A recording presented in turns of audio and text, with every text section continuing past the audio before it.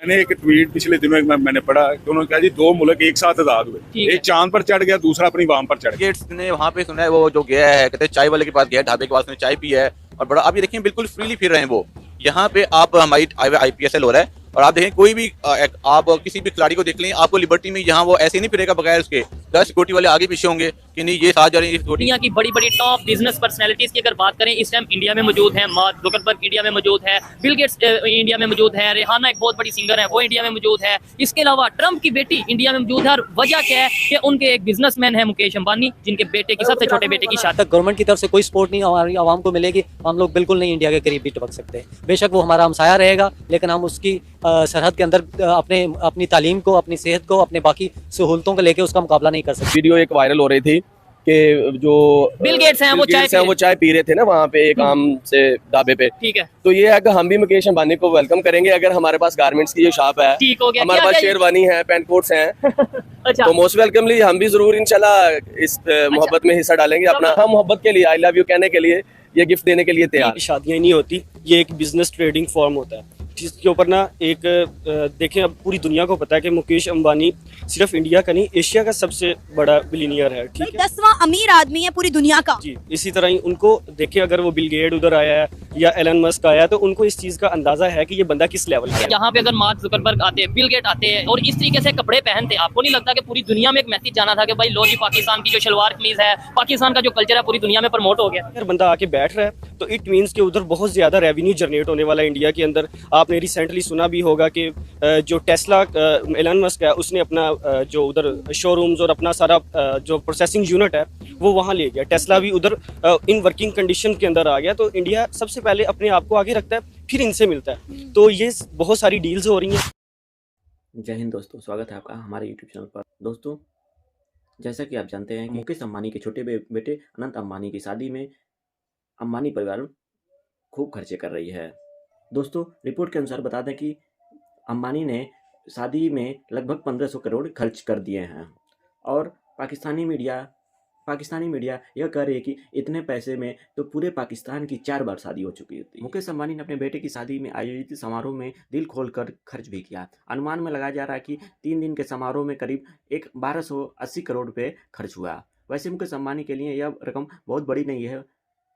Bloomberg की report के मुताबिक मुकेश अंबानी की नेटवर्क की करीब 113 पता चला कि जामनगर में सिर्फ 3 दिन में करीब 350 विमानों का मूवमेंट दिखा। देश के उद्योगपति में अंबानी से लेकर पिरामिल, बिरला से लेकर टाटा तक हर बड़े उद्योगपति घराने के मेहमान अनंत और राधिका के आशीर्वाद देने जामनगर में पहुंचे थे।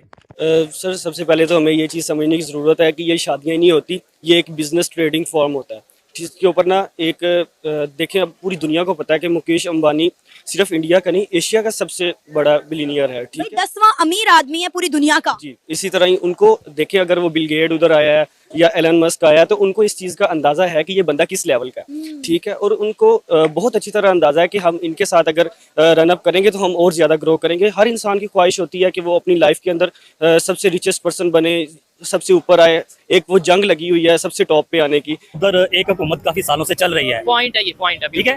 हमारे मुल्क में एक हुकूमत 1 साल भी नहीं निकाल रही अभी तक। ठीक है, कभी वो जो दूसरी हुकूमत आ रही है, कभी वो दूसरी हुकूमत आ रही है। इस सिलसिले में स्टेबिलिटी नहीं है, एस्टैब्लिशमेंट सेटिंग होगी, उसके बाद मुल्क में जो लोग दूसरी कंट्री से आना खुश होंगे, इधर आके इन्वेस्ट करेंगे, बिजनेस करेंगे। वो जब हुकूमत ही नहीं होगी। ठीक है। अदरवाइज देखें हमारे कंट्रीज में भी बड़े बड़े, हमारा जो मुल्क है पाकिस्तान, बड़े बड़े बिजनेसमैन हमें जो बताया जाता है, मियां मंशा, मलक रियाज, इनकी शादी हो, इनके फैमिली इवेंट हो, हमने तो कभी नहीं देखा मार्क जुकरबर्ग आ गया। तो उनको पता है कि अगर हम जो ये क्लास के लोग हैं ना तो ये अपनी क्लास से मिलना जुलना बहुत अच्छी तरह जानते हैं। अगर कोई 1 लाख कमाने वाला है तो वो ज़्यादा से ज़्यादा 1 लाख वाले लोगों से मिल सकता है। जो 1 करोड़ कमाता है वो 1 करोड़ वाले से मिलेगा।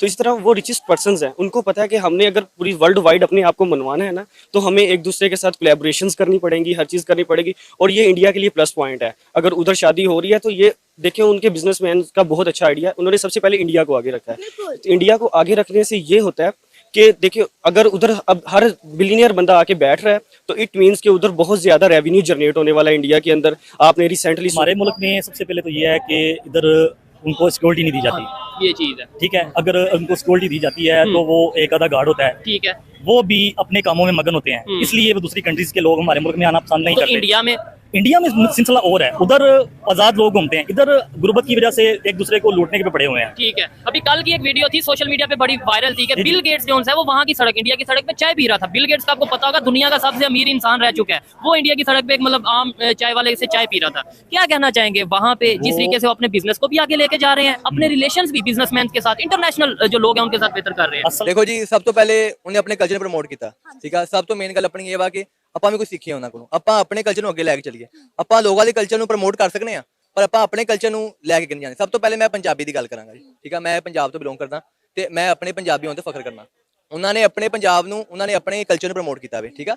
ਤੇ ਉਹਨਾਂ ਦੀ ਸਭ ਤੋਂ ਅੱਛੀ ਗੱਲ ਇਹ ਵਾ ਕਿ ਉਹ ਆਪਣੇ ਆਪ ਨੂੰ ਅੱਗੇ ਲੈ ਕੇ ਆ ਰਹੇ ਨੇ, ਠੀਕ ਆ। ਤੇ ਜਿਹੜੀ ਉਹਨਾਂ ਇਨਵੈਸਟਮੈਂਟ ਕੀਤੀ ਵਾ, ਹੁਣ ਦੇਖੋ ਤੁਸੀਂ ਆ ਕੇ ਜਿਵੇਂ ਜ਼ਿਕਰ ਕੀਤਾ ਵੇ ਕਿ ਬਿਲ ਗੇਟਸ ਆਏ ਨੇ, ਠੀਕ ਆ, ਅਲੋਨ ਮਸਕ ਆਏ ਨੇ, ਠੀਕ ਆ। ਉਸ ਤੋਂ ਬਾਅਦ CEO ਫੇਸਬੁੱਕ ਦੇ ਆਏ ਨੇ, ਠੀਕ ਆ। जितने भी पर्सनैलिटीज है ने फेमस सारियां आई ने। ये जो लोग हैं ना, ये पाकिस्तान में पैसा इन्वेस्ट करने के लिए खुशी नहीं है, ये दूसरी कंट्रीज में पैसा लगाने के लिए खुश है। उधर उनको पता है कि हमें सेफ है, कोई टैक्स वाला नहीं है, कोई BR वाला नहीं है, कोई हमें तंग करने वाला नहीं आएगा। इधर थोड़ा सा पैसा, आप कोई बड़ी गाड़ी ले लो आपको पकड़ने वाले आ जाएंगे, अगर आपने कोई बिल्डिंग ले लिया आपको पकड़ने वाले आ जाएंगे, आपने स्टार्ट की है तो नक्शे वाले आ जाएंगे। ठीक हो गया। इस मुल्क में हमारे बिजनेसमैन में और उनके बिजनेसमैन में क्या फर्क है, मतलब जो पाकिस्तान के बिजनेसमैन है और इंडिया के बिजनेसमैन है? वैसे तो इस टाइम कंपैरिजन, ये मैं क्लियर करता चलूं, कोई कंपैरिजन नहीं बनता, क्योंकि वो टॉप दुनिया के टॉप 5 बिजनेसमैन भी उनके वहां से मौजूद हैं, टॉप 10 में बहुत से नाम मौजूद हैं। हमारे यहाँ तो टॉप 50 में भी शायद कोई ना आता हो मेरे ख्याल से। उनके लिए बड़ा अच्छा एक एटमॉस्फेयर बनाया उन्होंने दूसरी दुनिया के लिए कि वो भी इंडिया जा रहे हैं और देख रहे हैं कि वहाँ क्या कल्चर है और वो क्या कर रहे हैं। इंडिया तो ऑलरेडी आईटी में आई थिंक टॉप पे हैं।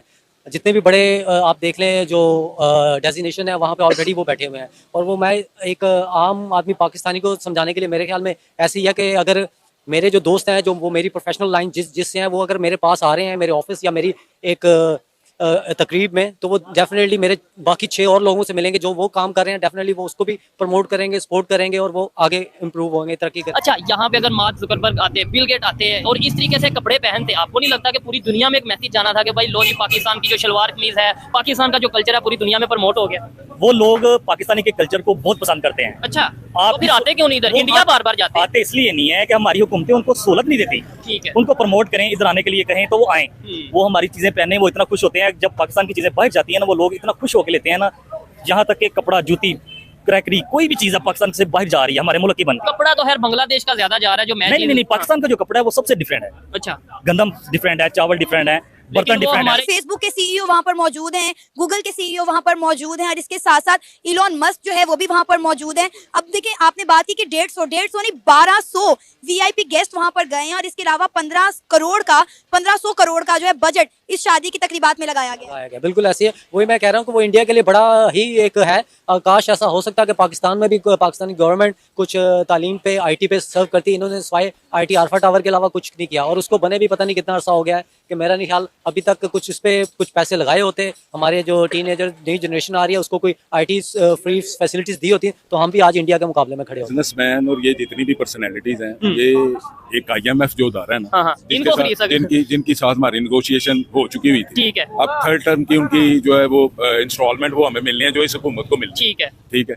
उसके बारे में भी खास साहब ने उन्हें लेटर लिखा है, वो भी इस यकीन दहानी पे उनको कहा गया था। उन्होंने कहा जी आप फ्री एंड फेयर इलेक्शन होंगे अगर आप गारंटी करते हैं इसकी। उन्होंने कहा जी अगर इलेक्शन होते हैं तो मैं करता हूँ। बात ये मैं बताने का, IMF जहाँ पर अपना प्रोग्राम देगा, ठीक है, फॉरेन इन्वेस्टर या ये वाली जो पर्सनैलिटीज है ना, ये रेड लाइन है उनके लिए। हाँ, बिल्कुल ऐसे ही है। और नहीं, हमारे लिए तो अभी बहुत टाइम लगेगा। हम लोग आई थिंक अपनी स्टडी पे, एजुकेशन पे, सेहत पे, तालीम पे कुछ भी नहीं स्पेंड कर रहे। जब तक गवर्नमेंट की तरफ से कोई सपोर्ट नहीं हमारी आवाम को मिलेगी, हम लोग बिल्कुल नहीं इंडिया के करीब भी टपक सकते। बेशक वो हमारा हमसाया रहेगा, लेकिन हम उसकी सरहद के अंदर अपनी तालीम को, अपनी सेहत को, अपने बाकी सहूलतों को लेके उसका मुकाबला नहीं कर सकते। उसने देखिए ना कि हम ये बात करते हैं कि इंडिया हमारा दुश्मन मुल्क है। मुकेश अंबानी अपने बेटे की शादी दुनिया के किसी और कोने में भी करवा सकता था, लेकिन उन्होंने गुजरात में जामनगर में ही है दुनिया के अमीर और ताकतवर लोगों को बुलाया, वहां पे बिठाया और तमाम शादी के जो अरेंजमेंट्स वहां पर किए। अब आप देखें कि इससे वो क्या साबित करना चाह रहे हैं। वो पूरी दुनिया को एक मैसेज देना चाह रहे हैं कि इंडिया बहुत पीसफुल जो है कंट्री है, वो सेफ।